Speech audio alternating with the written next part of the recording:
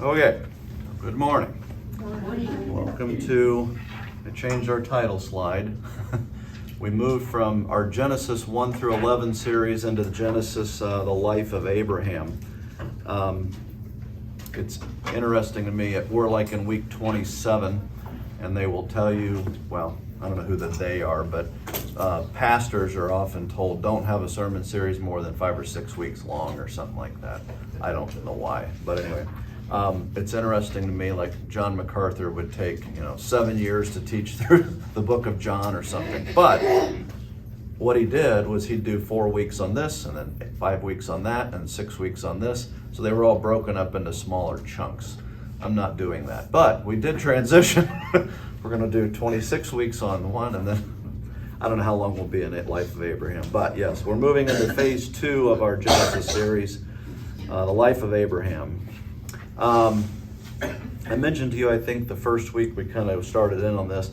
This is just very different to me, at least, than going through, say, the book of Ephesians, which is very kind of an argument being laid out orderly, and or First John, which is not orderly, but it's very like just propositional. It's very true, just bang, bang, bang, bang of truth. So you can kind of work your way through that. These are it's a story. It's a narrative. To me, I find those harder to teach because what do you do besides read the story, right? So but there's more there, obviously. So I mentioned that when we first started this will be a little different than what we've done in the past, but I hope a blessing regardless. I'm actually learning quite a bit going through and getting these ready, and I hope it'll be a blessing to you guys as well. So you may remember the last time Abraham and Lot had come back from Egypt, and they were having conflict between their herdsmen and their servants, and so they divided, and Lot went over and started living at Sodom, and Abram stayed over in the area kind of west of the Jordan River, and he ended up at the Oaks of Mamre, which is near Hebron. We'll see that on a map here in a minute. So this is interesting when you go through this. I'm going to have one of you, whoever would like, read this. Instead of reading the whole thing, though, we're just going to read this highlighted section so I can show you kind of the way this flows. I think that's helpful to understand. And I can't pronounce any of these, so somebody else will need to. We won't laugh. Go ahead. In the days of Amraphel, king of Shinar, Arioch, king of Elazar, just a second, Chedorlaomer, king of Elam, and Tidal, king of Goim. These kings made war with Bera, king of Sodom, Bersha, king of Gomorrah, Shinab, king of Admah, Shemabir, king of Zeboim, and the king of Bela, that is Zoar, and all these joined forces in the valley of Siddim, that is the Salt Sea. Okay. Now, if you just keep reading, it seems like chronological, but it is not. This is like an opening paragraph to say, I'm going to tell you a story about these 9 kings and a battle they had in this valley of Siddim. Now, let me tell you the story. Then he starts the story, and he's starting with it. It's like they don't go chronologically. He's just it's like the opening title, and now let's talk about it. So that's kind of unusual the way that's written. I wanted you to see that. I forgot to add this slide in order, so I had to go find it in my slides. So obviously Israel is over here. Can you guys see that? See if I can, nope, that's it, okay.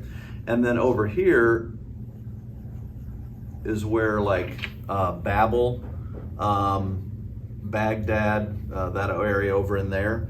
So that is where this king, let me get back over to my main thing now, he's coming from. When it says that opening line, in the days of Amraphel, king of Shinar, Shinar is over by Babylon.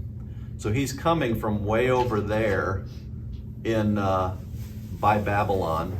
and they go, we talked about this before when we looked at the route that Abram took when he left that similar area. They go way up north, following the Euphrates River, and then they follow another river system down into Israel because there's this huge desert in the middle. So they're going up and back down, okay?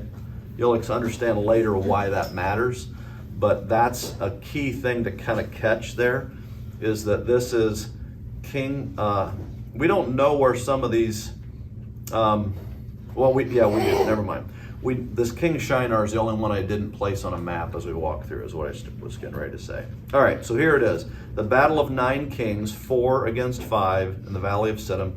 And I just kind of pulled these out of the text so you can see them, because it's pretty confusing, I think, as you're just kind of reading through that. So there's the 4 on there. These are the 5 here. Notice this last one, it does not give you his name. It just says the king of Bela. That is Zoar. I don't know if Zoar is the area or if that's the king. We're not really told. I could have probably dug that out, but I didn't. So, all right, so that's the setup. Now here's the story. 12 years, they are the 5 kings. That's the they're talking about. So these 5 kings, back to here, these 5 kings here had served Chedorlaomer, or however you pronounce his name. That's king of Elam. So when they say serve them, meaning they would pay a tribute like annually or something like that, he would bring his guys in and they would pay him off like protection racket, think of that, okay? But in the 13th year, they rebelled. How did they rebel? There wasn't a war. They just said, go pound sand, we're not paying you anymore. They just stopped paying. That's the rebellion. In the 14th year, Chedorlaomer and the kings who were with him. Who are those? That's those 4 listed there on the left. That's that opening paragraph. That's the 4 kings they're talking about. Okay? The 4 that were with him. They came and defeated the 5 kings? Nope, they didn't. It's like, what? Kind of twist in the story here. They came and defeated the Rephaim in Ashtaroth, Carnium, I don't know. I'll hear these things and sometimes they come back to mind and sometimes they don't. Ashtaroth, Karanim, the Zuzim in Ham, and the Emim in Shava. I don't remember. I can't remember how to pronounce that one either. All right. So anyway, these are the 3 areas. I had to look these up. They're not really on this map, but what I was able to do is do a Google search and find them in other maps, and then I just gave you 3 pin marks. So let me show you this. So you can see the Dead Sea here. Okay. So use that as a point of reference. Oh man, that's hard to see. This is a better map, I think, for us. So there is Babylon over here on this side. Okay, so these guys came up and then came down, and then these 3 places are right down through this side down there. On this, you see the X's? Can you see them? I'll make bigger dots. There's one, and there's one, kind of down that side. So that's where we're talking about, but that's a long journey to come over to take out people who aren't part of the rebellion. That's what's interesting.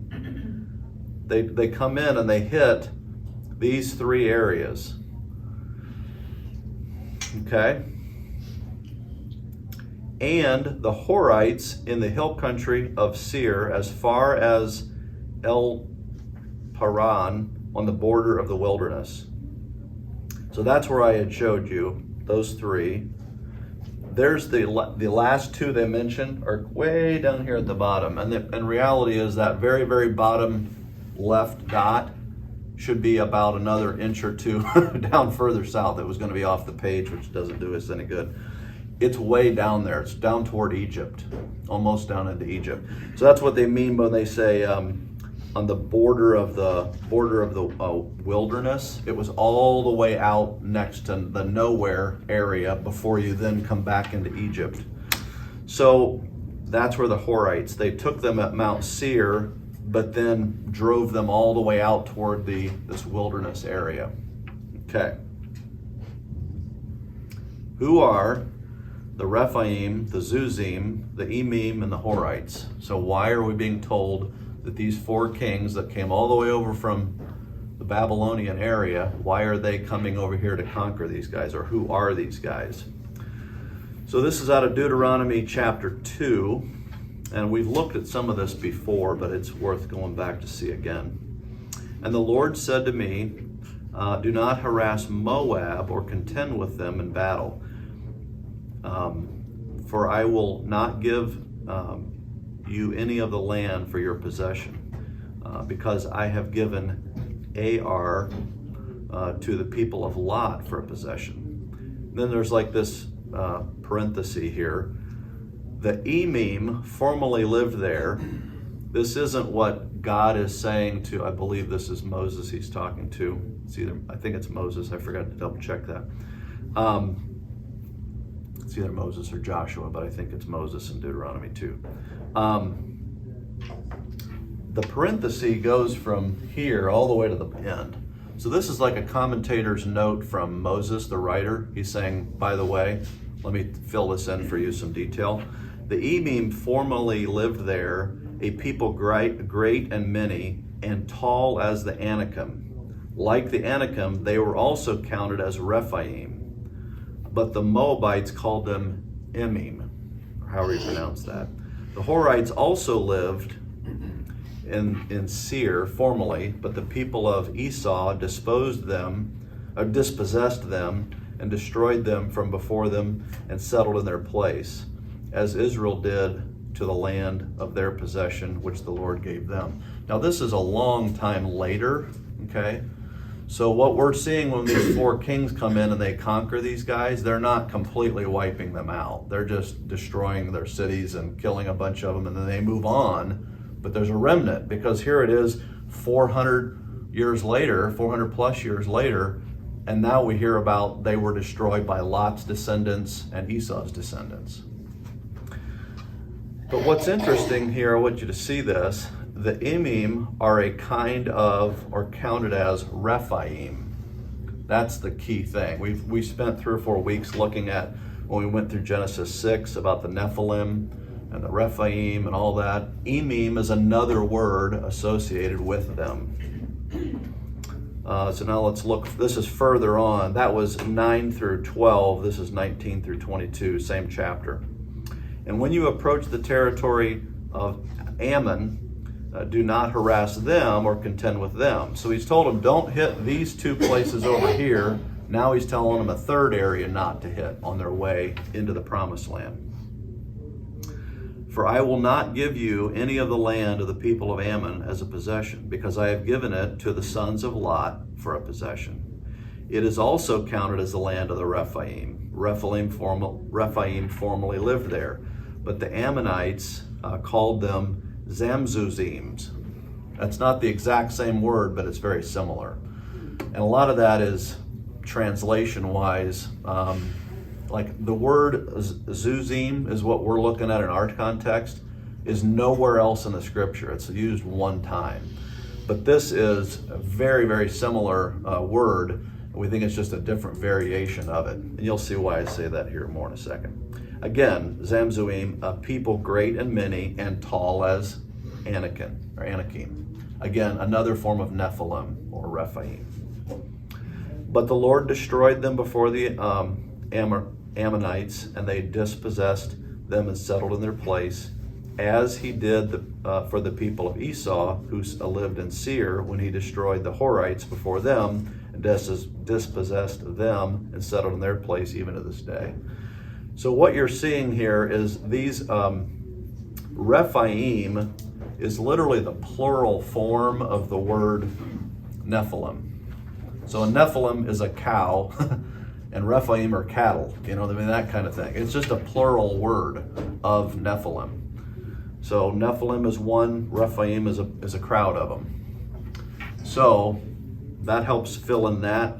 And all of these Zuzim and Emim, they're all Rephaim, they're all Nephilim, but they are They're called by different names by different groups of people. We're never told that the Horites are Nephilim or Rephaim, but they're treated the same way and they keep being talked about in the same context. So I don't know that we can go as far as to say the Horites are Nephilim, but for whatever reason they're being treated the same as the Nephilim.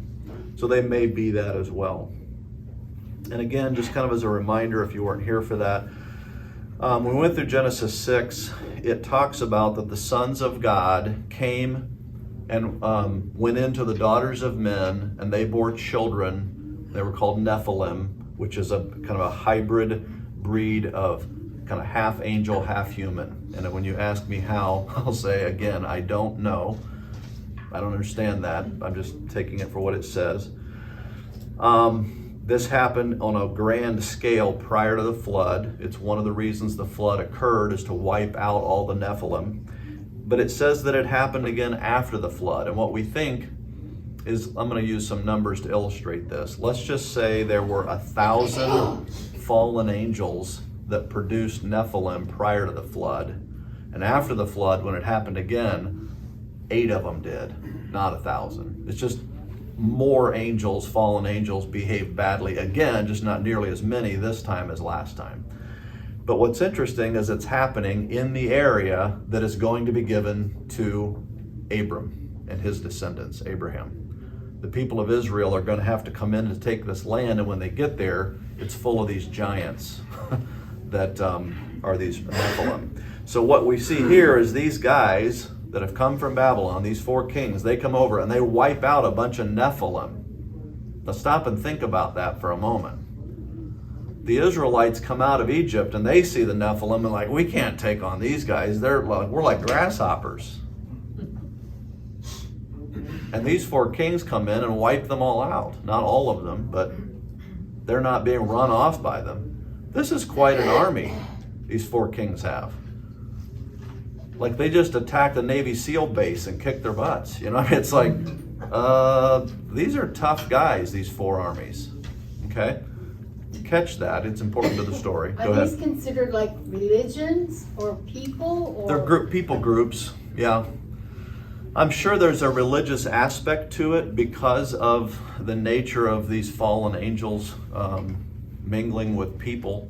There would have been a false religious system as part of it. It's not places, it's people. No, well, there's people, and so for example, let me read this next section. Then they turned back and came to, and it gives us a place name, that is Kadesh, and defeated all the country of the Amalekites. That's a people group. So you see how it's used there?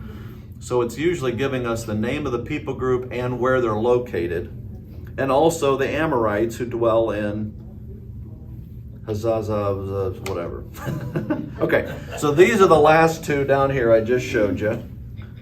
And then these are the next 2. They're coming back up. So what they've done is they've come from way over here somewhere, up, over, down, did battle here and here and here and then here and there, and now they're back up to here. So it's this big loop. What's the purpose of wiping them out? Just I don't know. We're not really for told. fun? Yeah. They're mad that they've lost their tribute from these other 5 guys, and they come through and they're wiping everything else out, but they still haven't dealt with the 5 kings that rebelled.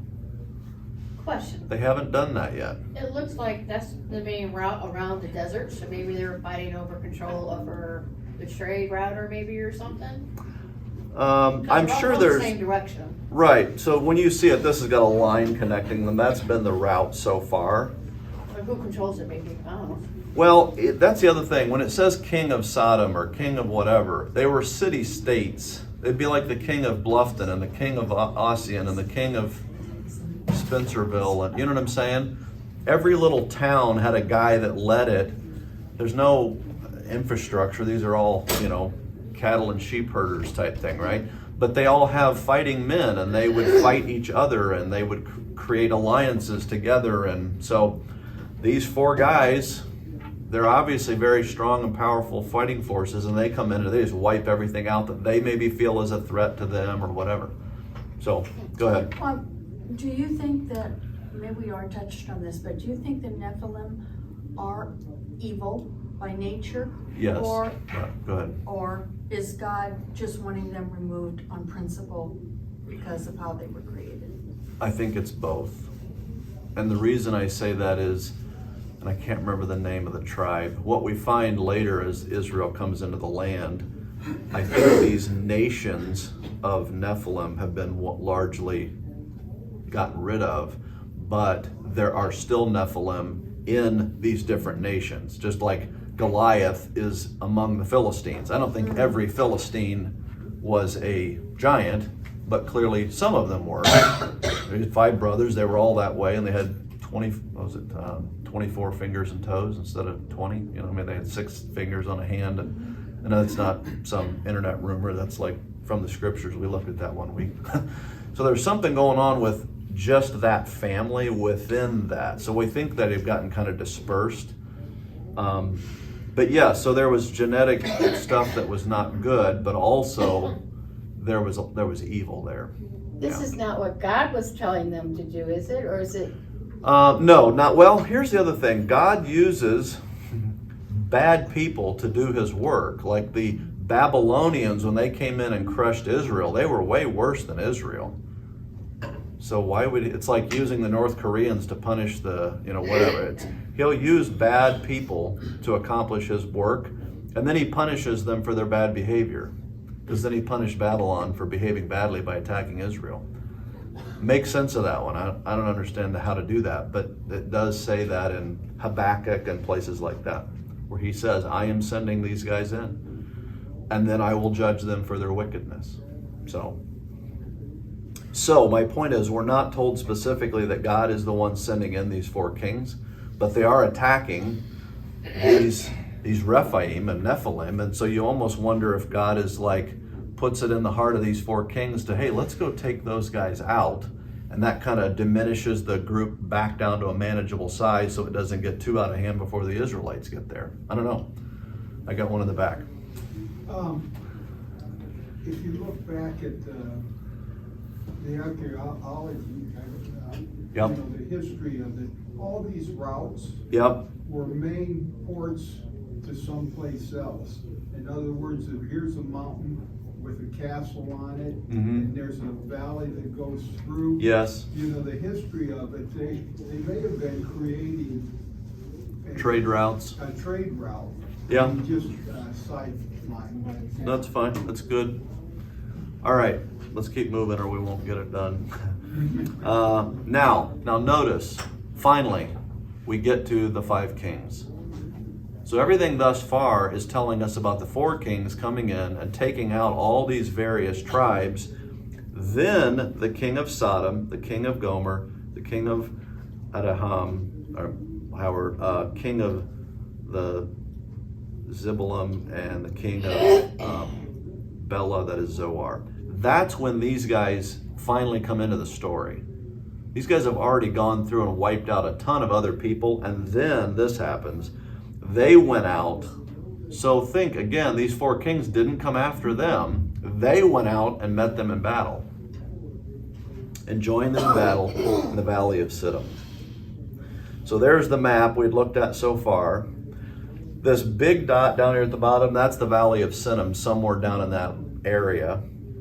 And they had come, these 5 kings had come from that small red dot. This was the last battle described, and now they're coming this way. Now, we don't know exactly where Sodom and Gomorrah were. We think they might be under what is now the Dead Sea. Like when it was destroyed in such a way that then the water filled it over. So we're not exactly sure. And that one thing says, parenthesis, the Salt Sea. So we think that's where that was at. So the point is, somewhere in that area is where these 5 kings were at, and then they came out and met them for battle here. All right. Who appointed them kings? They appointed Their themselves? people. Yeah, just their people. Just big ego, right? Yeah. Well, like, there's always, if you have there's no government, there's always someone steps into that power vacuum. And it is the guy with the meanest disposition generally, because he'll kill anybody that gets in the way and he becomes the main guy. It's like wolves, they fight for who's the alpha wolf. Same thing with people. Yeah, there is no elections back then. That's not a thing till quite a bit later. And it's such a small area, they're more like mayors than kings. Yeah, I mean, they really aren't a king like the King of England who, you know, the sun never set on the empire kind of a thing. They really are literally the King of Ossian, the King of Bluffton, the King of New Haven. Yeah. So king Like is I could probably, just say I'm the king of yeah, black. yes. And if someone didn't like it, they'd kill you and then they're the king. So that is how that would have worked in that day. Yeah. All right. They came out in the Valley of Sinim with and went to battle with King Chedorlaomer. It lists these 4 kings. And then it says here, 4 kings against 5, which is why I listed that earlier. This is where we very first started. That's that opening paragraph. And here it is, the battle of 9 kings, 4 against 5 in the Valley of Sinim. That is the Salt Sea. So that's what we're talking about. Okay, so now we've set the story up that we started with. We're back to there, and now let's look at that. Now the Valley of Sinim was full of bitumen pits, asphalt, tar pits. It's what they used for mortar when they were at building the Tower of Babel. They'd heat it up, put it between baked clay bricks, things like that. But it's also, think like quicksand. These are pits that are not solid. You just go down into them potentially. But pretty rough way to go, I would think. And as the king of Sodom and Gomorrah fled, so they join the battle and then, oh, we miscalculated, get out of here, and they all take off. As they fled, some fell into the pits and the rest fled to the hill country. So they go to battle and then realize they have completely miscalculated, and immediately they turn tail and run. And some of them fall into these pits. So the enemy took all the possessions of Sodom and Gomorrah and all their provisions and went their way. So again, they just wiped out all these very mighty fighting forces. These guys come out, where we outnumber them, we can take them. Oh shoot, no we can't. And then they all split and leave all their provisions behind because they're running away so fast. And the 4 kings are like, cool. They just go over and scoop it up and leave. Okay? They also took Lot, the son of Abraham's brother, who was dwelling in Sodom, and his possessions, and went their way.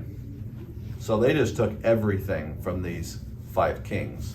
And Lot happened to be one of the possessions or people that they took as a captive.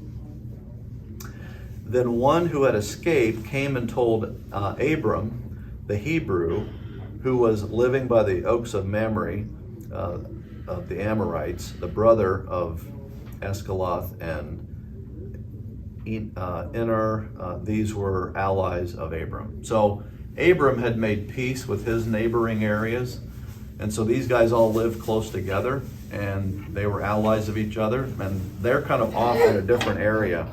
So there's the valley down here at the bottom, that small red dot, that's about where the Oaks of Mamre, it's over by Hebron, that's where Abram's at.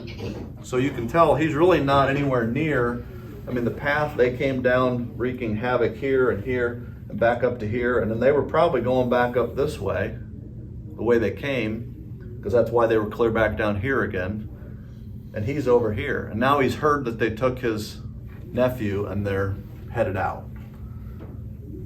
So, when Abram heard that his kinsman, his nephew, his family, had been taken captive, he led forth his trained men, born in his house, 318 of them.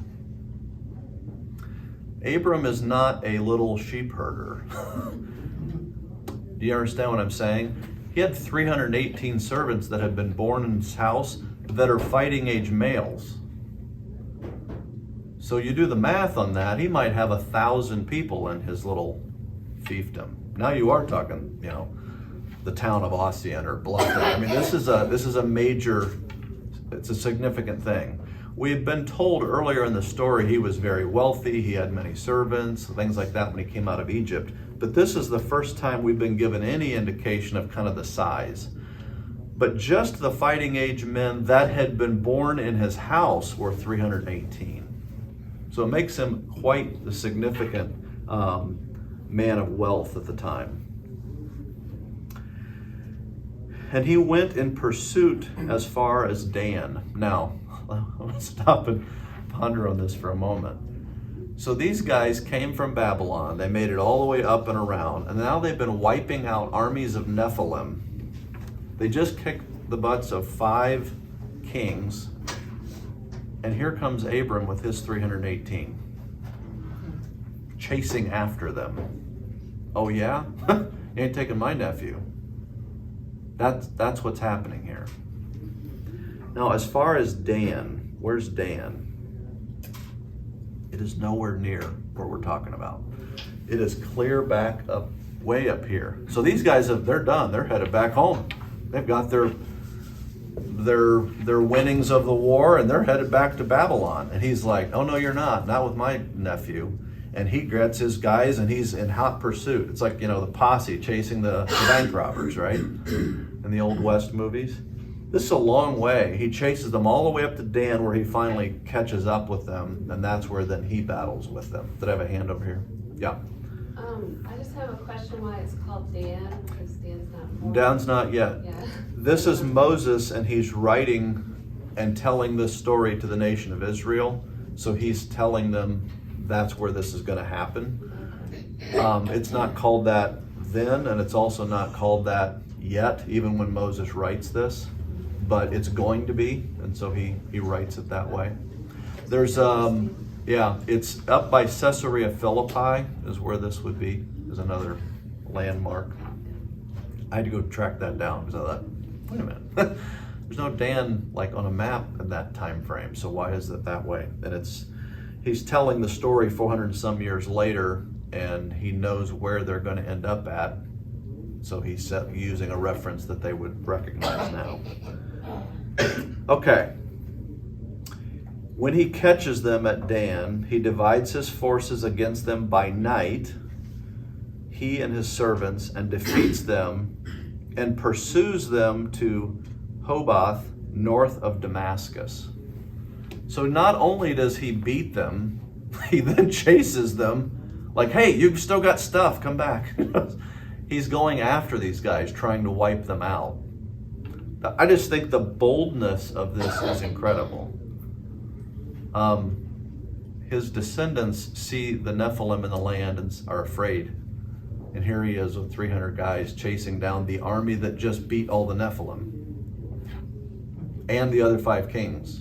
And has all this plunder, and they're headed back. I mean, the other thing about that, I don't know how often Abram had been in battles, right? Probably not much. So think about that too. In a war, the guy that comes out of basic training and shows up on the battlefield is generally not thought to be the mightiest fighting man, right? He's there to figure out what's going on. He's taken 318 guys that haven't probably been in very many battles up against now very seasoned, hardened troops. They've been in a lot of battles. They've gotten pretty good at what they do. And here he comes after them. I want to make that as a point, but I don't want you to see Abraham as this, man, his guys must have really been something. No, that's the point. They weren't something. They were 300 guys that were herding sheep 3 days ago, and now they're going up against an army of special forces guys, and it actually goes well for them. That's just kind of an amazing thing, and we'll see that play itself out here. Go ahead. Oh, before you do, so here's where Abram's from. He catches them there and chases them all the way up north of Damascus. He's chasing them halfway back to their hometown. About how many miles would you say that That's is? what I was thinking. I don't know if I have that on my map. It's a long way, but I don't remember. I would think in the hundreds maybe. Okay. One of these maps has a scale on it, but yeah, so right down here is a scale, and that's 30 miles. So, let me do this real quick. Yeah, from that dot to that dot's about 100 miles, looks like. So if we then go to that one, nope, not that one. Where'd it go? There, this one. Yeah, it may be more like 250 miles from the top to the bottom. He does 100 and then chases him another 150. Sorry, I don't know why that's on. Oh, we're talking camels, right? Or mules or donkeys or maybe horses, foot. Yeah, not sure. But that's kind of an astonishing thing. Okay, then he brought back all the possessions. He captured it all back. That's just, it's crazy. Brought back all the possessions and also brought back his kinsman Lot and his possessions and the women and the people. So he didn't just like defeat them enough that they would leave. He defeated them enough to capture everything back. That's pretty significant. After his return from the defeat of Chedorlaomer and the kings who were with him, the king of Sodom went out to meet him in the valley of Shiva, that is the King's Valley. So now catch this, because it can get confusing. The king of Sodom and Gomorrah, one of the ones that had gone to battle but then chickened out and ran, he's now caught up with Abram and meets him in this valley. That is up here. So he's part way back. He's not quite back to Hebron again, but Hebron is here, and he's back to there. That's where that valley's at. And Melchizedek, king of Salem. So there's two kings involved here: king of Sodom and king of Salem. Okay. Now, what I want you to notice on this map, it identifies it. Salem is another word for Jerusalem. Salem is also synonymous with peace.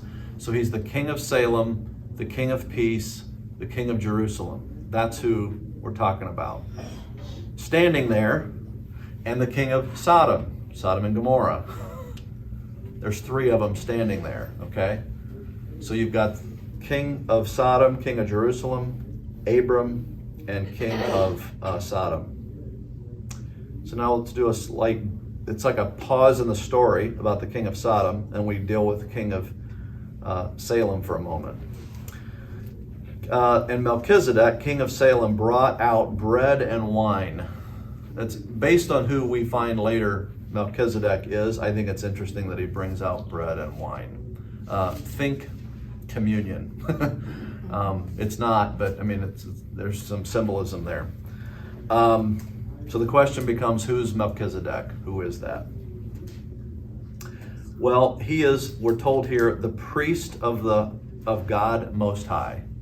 So we now know that he's the king of Salem, which is Jerusalem, and he is the priest of God Most High.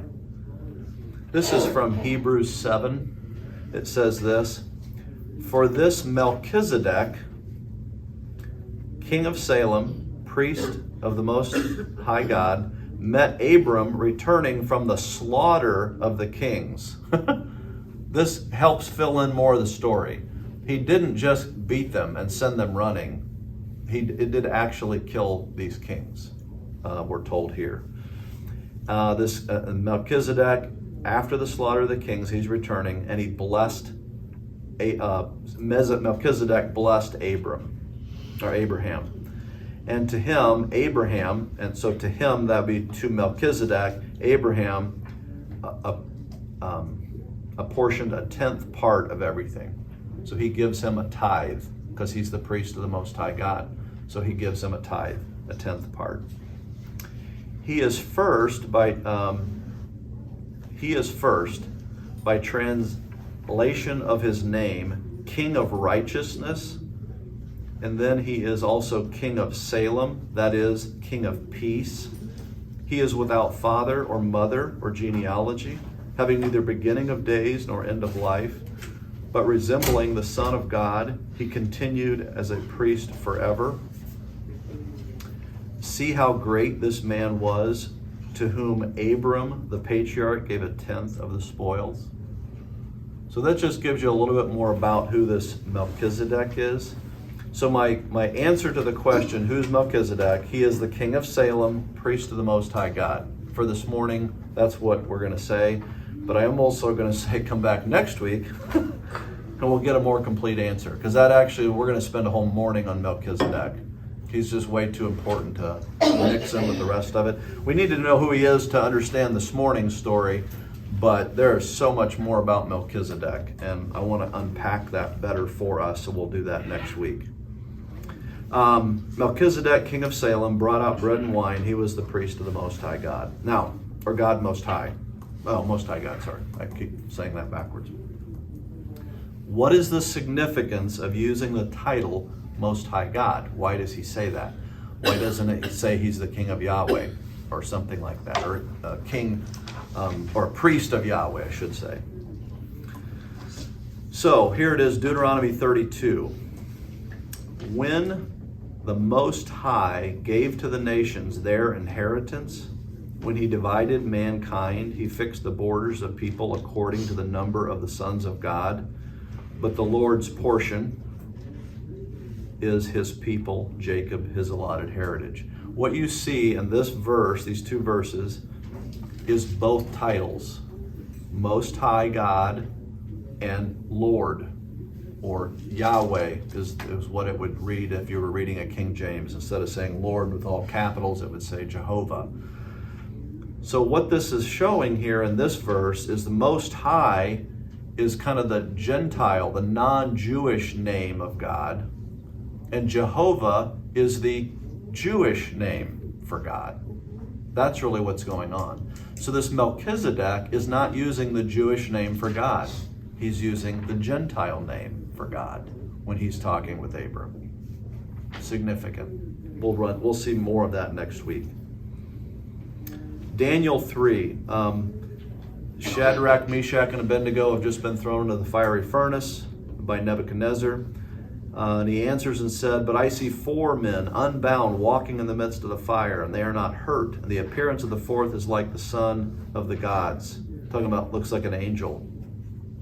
Then Nebuchadnezzar came near to the door of the burning fiery furnace. He declared, "Shadrach, Meshach, and Abednego, servant of Most High God." Again, what Gentiles call the true God, the one true God, come out and come here.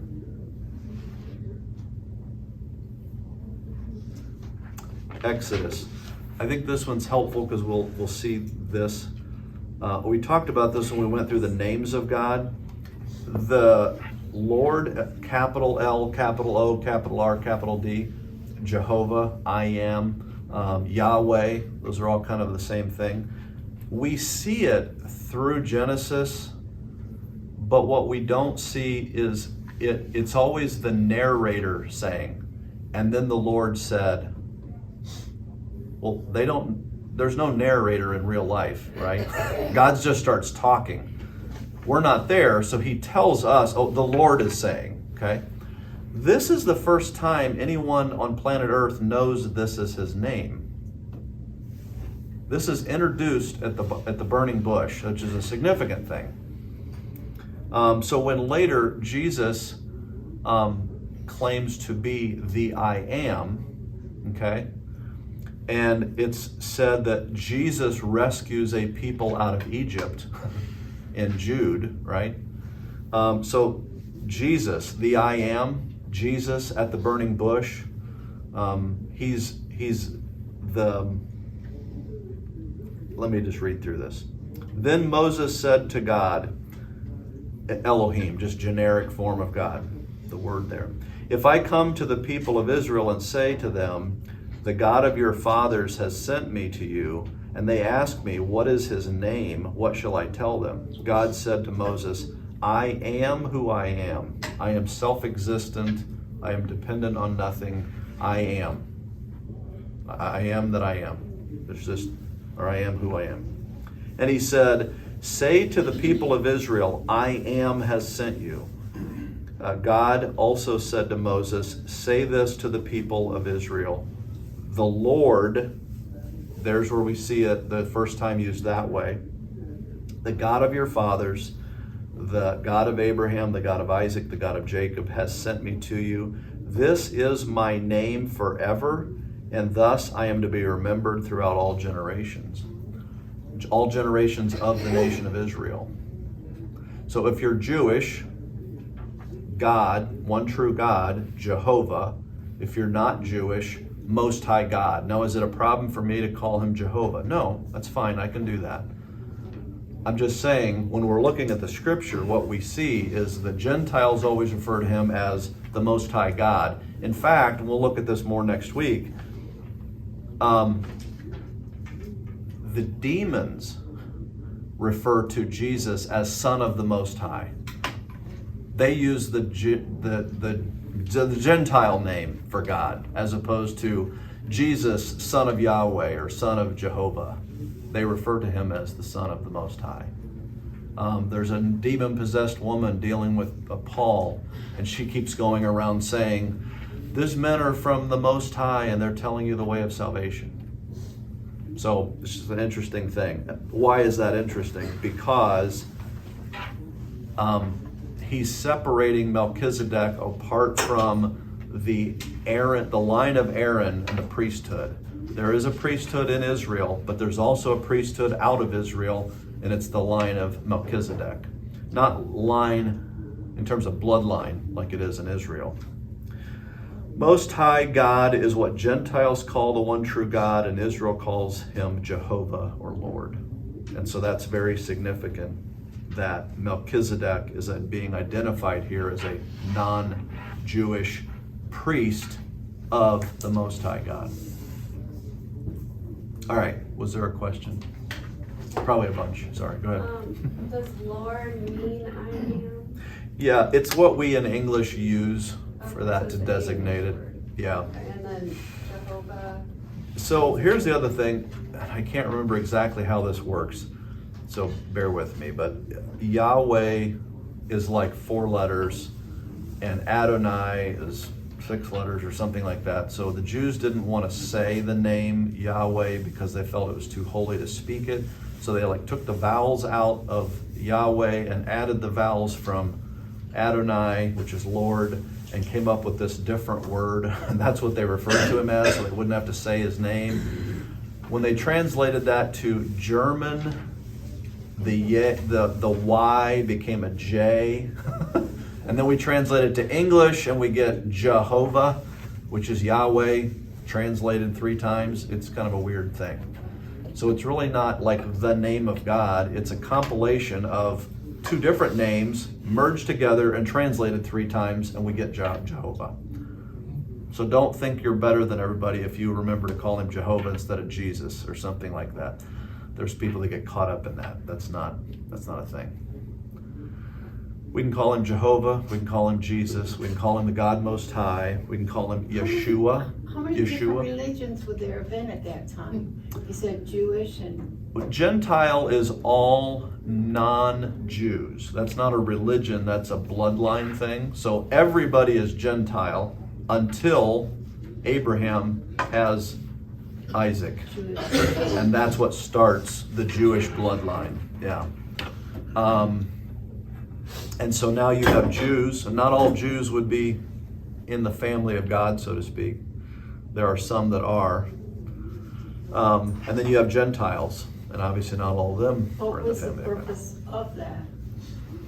God decided to take one key race of people and bring his son into the world through that line, through that bloodline. And that's the nation he chose. And what's interesting is they were a 2-bit nothing group of people. He didn't pick them because they were awesome. He picked them because he wanted to. He makes that point multiple times. Go ahead over here. I'm just thinking, is this, a lot of the people that we call God Most High, Mm-hmm. so there's actually an outreach to the Gentiles at the beginning. Yeah. Israel was meant to be a missionary nation, and they totally kind of didn't get that. So think about missionaries, right? They go to a foreign country and they preach, and everybody in the town repents, and I mean, that's the greatest day of your life as a missionary, right? Now let's think Jonah. Jonah, go testify truth to the Ninevites. No way, those people they're a bunch of pagans, they don't deserve to have God. So he jumps on a ship, he's not afraid, he doesn't want them saved, so he leaves and goes the wrong direction. God says no. Throws him into a fish, sends him up, pukes him out on their beach. Then he goes in, preaches, they all are converted, and he's out crying about it. Worst day of his life, these people are joining the family of God. That's not right. We're Jews, we have God exclusively. He's the worst missionary in the history of the world, right? The Jews were very exclusive. They didn't want anybody else to join them. They're not proselyting anybody. And that was totally against what they were meant to do. They were meant to be a missionary nation to the nations, right? To Abraham, all the nations of the world will be blessed through you. Well, they are through Jesus, of course, but they were meant to be also through the mission work of the Jews, and they didn't do This is that. probably an offhanded question. How many Jews are in America right, or in the world right now? The world, I think I don't remember. I think I remember hearing 7 or 8 million, but that's probably several years ago, so I don't remember. Well, I was just thinking, all the Gentiles actually sprang from Noah's Yes. 3 sons. Yes.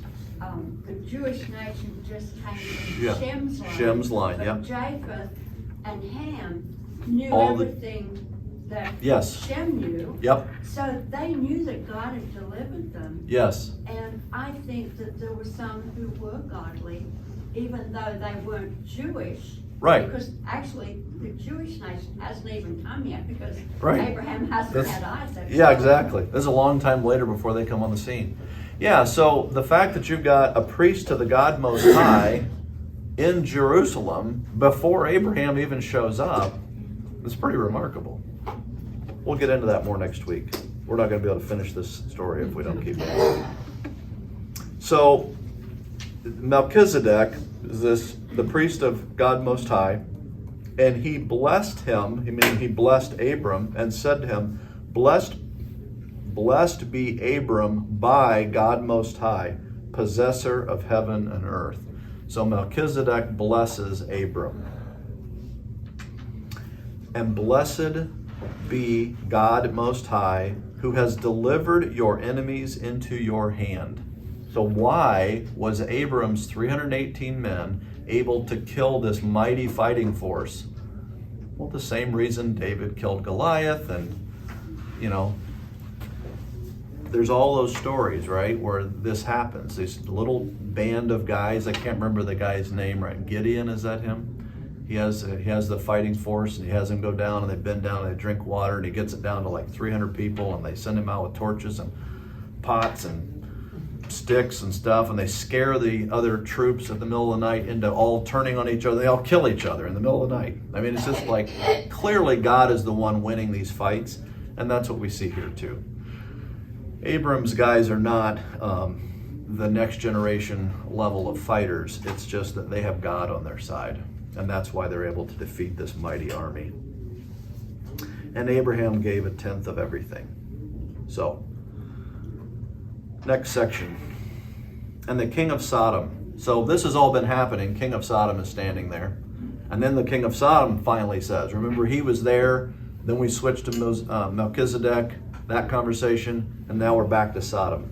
King of Sodom says to Abraham, give me the people, but take the goods for yourself. I just want my people back. You can keep all the bounty you've won. You can keep all of that. That's good on his part. But Abram said to the king of Sodom, I have lifted my hand to the Lord, Yahweh, God Most High, possessor of heaven and earth. So he has testified before the Lord that he would do something, and so now he's living up to that. That I would not take a thread or a sandal strap or anything that is yours, lest you should say, I have made Abram rich. He doesn't want anything for doing this. I'm going to give it all back to you. I don't want you to ever be able to say, oh yeah, he's really wealthy because we let him keep everything. So he's going to give it all back. Now, with this exception. I will take nothing but what the young men have eaten. So whatever provisions we've eaten, we're going to obviously not give you those back. And the share of the men who went with me. Who are that? Who are the men who went with him? His friends, the allies he had. Remember he said he was at the Oaks of Mamre, and then there was those 3 guys, they were his allies. Those guys, if they're gonna divide this up, he can't give away their stuff. So if they've got portion coming, they can keep theirs, but I'm giving you all of mine back other than what my guys have eaten. So that's what's happening there. So there's where we end the story. So what lessons can we learn from Abram rescuing Lot?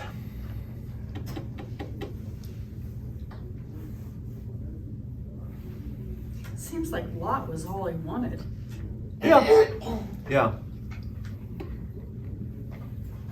That's an interesting thing. He's clearly not after spoils of war. He's just worried about rescuing his family. Yeah, that's a very key thing to keep hold of. Go ahead. Well, it also reveals that God's in control. Absolutely. And that what we would see as impossible for a small group of men to beat another large group. Yeah. We see that God is doing it. Yes. He's not doing it. Right. Abram is not doing it. Yeah. Yeah. That's right.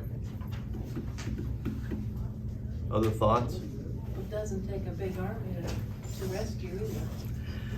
Yeah. Again, if that is God's plan, right?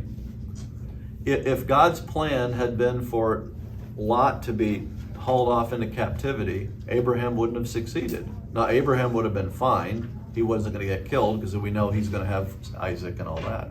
But he succeeds only because God is gracious and says, "No, I'll give your nephew back."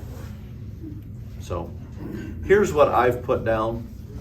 When you know that the Lord is with you, you can be bold in your effort to help others. I think that's maybe the main takeaway for me, is that I don't have to well, if I help you, then, well, if the Lord is with me and the Lord is going to see me through this, and I am gracious to you, I'm not gonna come to the end and the Lord says, well, if you hadn't helped those guys, you'd have been all right, but now you're stuck. No, I don't think that's how that would work. Here's the second one. Always give credit and praise to God. There was a thing years ago at a company I worked for. We had a contest we were always trying to get every year, and every year, man, it would come down to the absolute wire. I remember one year, it was like December 31st, sorry. I had to have it done by the end of the year. I leave for work that morning, and I was in a sales thing where I had to get new people to join our organization. And you got points and different things for renewing people or blah, blah, blah, blah, blah. Overly complicating the story. I was short by like 2 days worth of work. There's no way, and it's a holiday, what are the odds? And it happened. I had one of the best days I'd had in months that day. And one other day, I got nothing. So you can go out and do all this stuff and come home with zero, but I happened to go out and get half a week's worth of work done in one afternoon. It was just crazy. That happened on multiple occasions, not like every other week, but like 3 or 4 times, 5 times, 10 times that had happened over 20 years.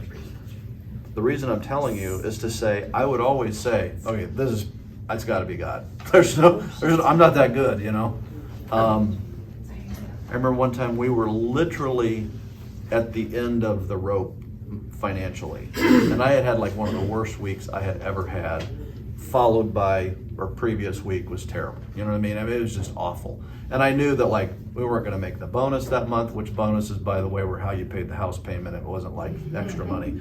Bonus kind of is deceiving, the name.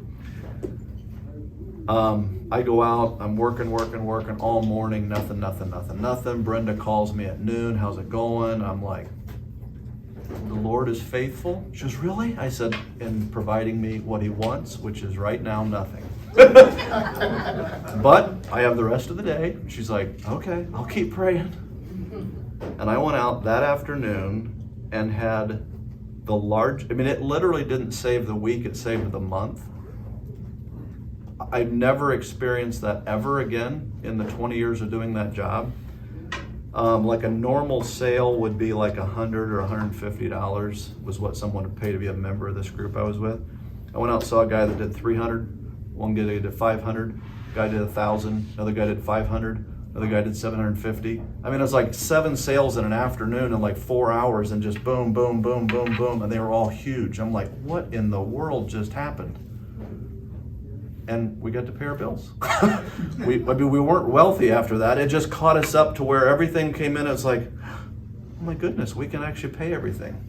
But it all happened in this little tiny slot of time. Give credit, praise the Lord, right? And I'm sure others in this room can tell those kind of stories. And I don't think I'm unique in that. Go ahead. I love it that really Abram was rescuing his yes. I mean, I just feel like when I tell my girls, nobody's gonna love you more than your sister, so be nice, or what? Yeah, like, Yes. I mean, like honestly, I mean, but then the Lord was. But he did it, like what his initial wasn't like to show the Lord to these people. His initial was to go rescue his nephew. Yeah, I'm with you. I think that's incredible. I'm going to show you this verse, and then I'm going to show you that, like, what's your main takeaway. I'm going to tell you mine. It's not what you think it is, probably. But if anyone does not provide for his relatives, and especially for members of his household, he has denied the faith and is worse than an unbeliever. Now, do we not think that is talking about financially? You don't feed your kids, you're worse than an unbeliever, right? That's kind of what that's describing. Main takeaway for me, my responsibility to protect my family needs to be taken very seriously. How seriously did Abram take the responsibility of rescuing his... Am I ready to be Abram if I need to be? Now, am I telling you, hey, somebody kidnaps your son, go kill everybody, and, no, I'm not quite there. But if you need to. Yes, but if you need to. Here's the other thing. We're in a different world, right? We have a government currently. But here's my point. That's not a given going forward, right? We might not. We may live in a society that has kind of all kinds of crazy stuff going on. Just when I say that, I think people look at me like, oh my word, what are you? I probably brought it up before. There's a thing called an EMP. It's a kind of weapon that turns off all the electricity and all the electronics. It's not a make-believe thing, it's a real thing. It can actually happen. Most of the people in the world that hate us have this thing. 2 or 3 of those in the United States, and we have nothing electronic, which means no water, no sewer, no gas, no food, I mean nothing. No hospitals. It takes about a week to burn up all the diesel reserve generator power, and then there's just, it's 1800s. You talk about chaos, okay? So let's say something like that happens. Now reread this sentence. Your niece has just been kidnapped by the new king of Grable or whatever, all right? Because somebody's showing up. I mean, warlords are warlords because that's what they do. They become the lord of their little fiefdom during war. Are you going to protect your niece, or are you going to say, well, I don't know? Okay, well, I'm thinking maybe we should think about that. Hope that doesn't happen. I'm hoping the rapture happens and we don't have to deal with it, but Revelation might be describing World War IV or V, not World War III, right? So bringing that back into a more normal setting, it is still your responsibility to protect your family. So last thing, and I know we gotta quit. My son and his wife live in an apartment complex, and they befriended a neighbor, invited him to church. Very, like you and all would be proud of your kids doing that, right?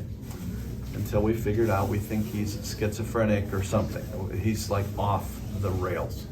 Threatening neighbors, pulling a knife on someone, fight was with police in the parking lot at 1 a.m., banging on their door, wants to know where Corey works. They're terrified.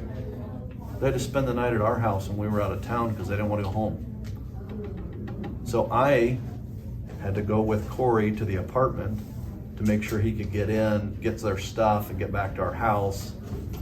So, but I'm not gonna go, dude, that's your problem. No, I'm like, I hope the guy shows up. I mean, I'm like Daddy Bear pulling in, you know?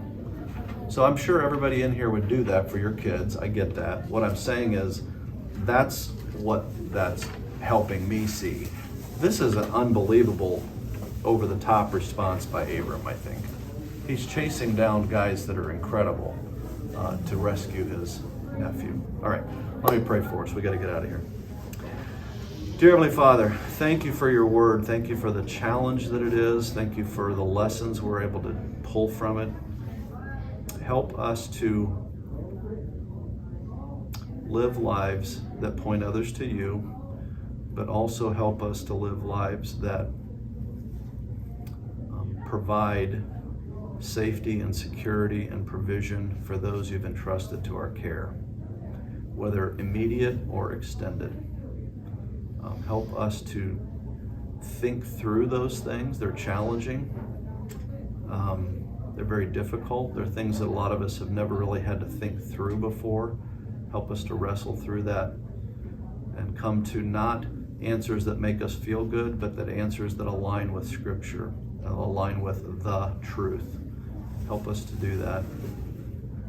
Bring us back together as we learn more about Melchizedek, this puzzling character that is just rich with exciting truth. Help us to see those things and how they affect us even today. And we pray all these things in Jesus' name. Amen.